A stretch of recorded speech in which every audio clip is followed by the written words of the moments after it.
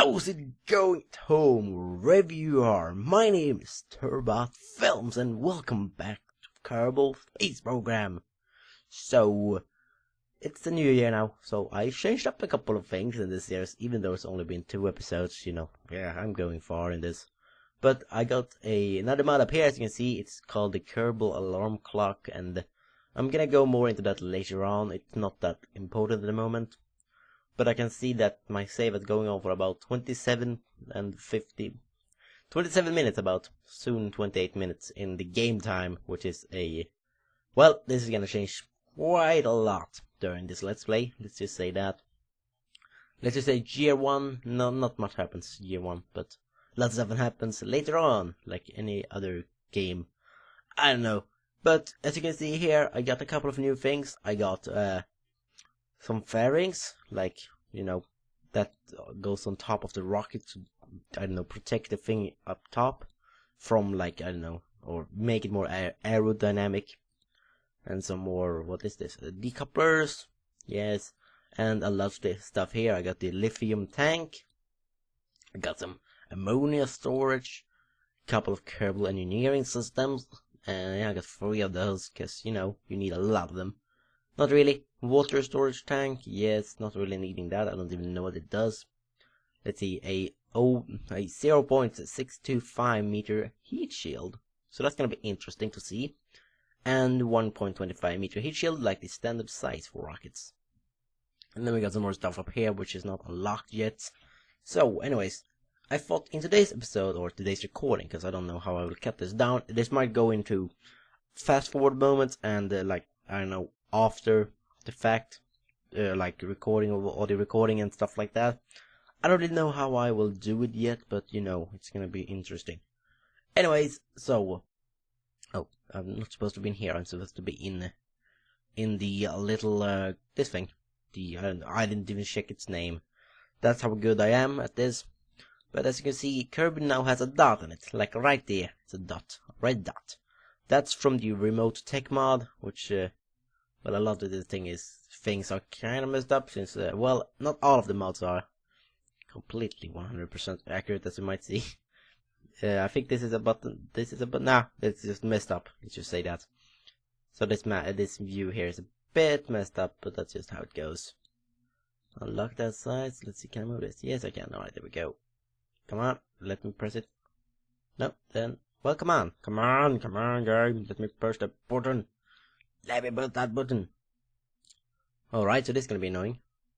Let's see, get back. As I can't, now I remember, I can't use these because you don't need them at the moment. But for remote tech, we're gonna have to launch up a satellite system around the Kerbin to be able to actually use, what are they called? Well, unmanned missions, so I need actually satellites. So that's gonna be an interesting part, because I never put something in Kerbin synchronous orbit before, and succeeded. Let's just say that. I always put it a little bit too low, which is not that helpful, let's just say. Also, I installed the B9 pack, which is well, more or less space planes. I think we can build a space shuttle and stuff like that in the future, but I don't have the technology yet, so, it's gonna go on a bit more. But I'm gonna see if I can try to build something that can go to the moon, or moon, if you want, the moon in the Kerbin skies. And there's cloud out here, and there's no cloud in the game. So I sped this part up because it's kinda uninteresting looking at me building a rocket, so I sped it up, I don't know how many times, like 4 or 5 times from the original footage, and switch up some things. But basically I'm just demonstrating some stuff about the Kerbal engineering system, which I attached right there on the back of the capsule. And then I just built a very, very standard rocket with a standard lifting system, like one entire system and 2 solid fuel boosters, which will be useful in the future, which you might imagine solid rocket boosters are going to be, but that's how it is.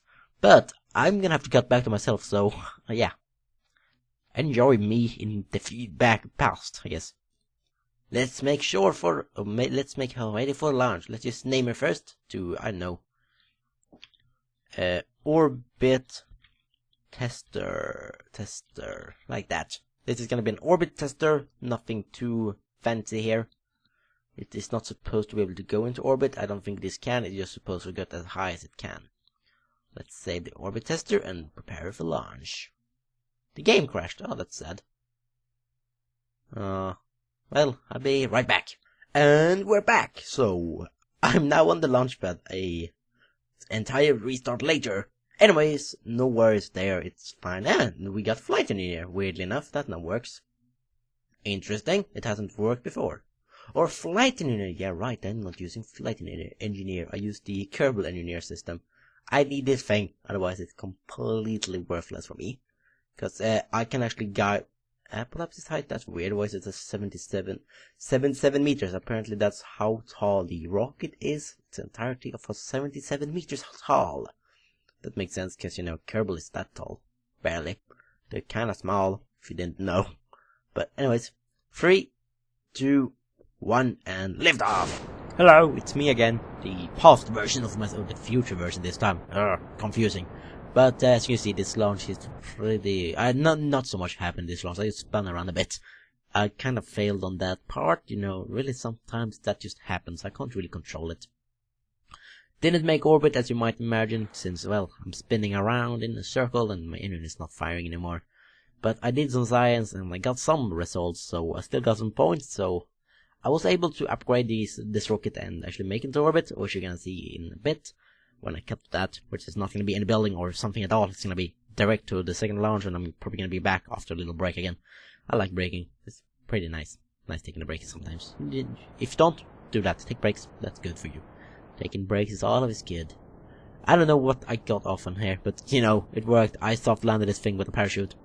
Not that hard to do if you know what you're doing. Just fire the engine a bit until your surface velocity is about, I don't know, 2 or so. 2 or 1. That's basically what you need. So, I'm gonna cut back to my past self again, and I'll see you guys in a second again. Woohoo!